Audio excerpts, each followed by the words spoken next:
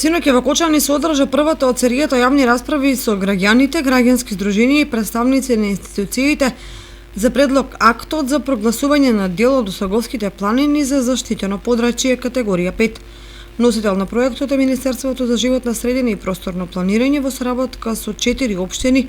од источниот плански регион и Македонското еколошко друштво, а со финансиска подршка од Швајцарската агенција за развој и соработка преку Фармахем од Скопје. По јавната расправа, Јани Макрадули, заменик министерот за животна средина, истакна дека очекува до крајот на септември владата да го усвои предлогот, особено што сите препораки од Европската комисија во овој ковид период е да се зголеми бројот на заштитени подрачја, а пандемијата дополнително покажа дека тие им се потребни на граѓаните. Во овој процес, Осоговските планини како предел се во најнапредна фаза и е предуслов таа иницијатива успешно да заврши и да се добие заштитено подрачје кое е од интерес на целата држава, особено за населението кое живее во овој регион.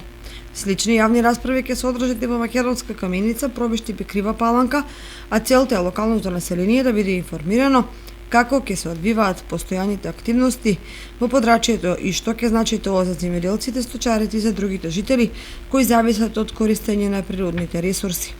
Прогласувањето на Осоговските планини за заштитено подрачје е еден од двата главни проекти од втората фаза на програмата за зачувување на природата во Македонија, што со швајцарска подршка се реализира веќе 8 години. Исто така во постапка изработка на студија за валоризација на околината на Ченгино кале во Малешевијата.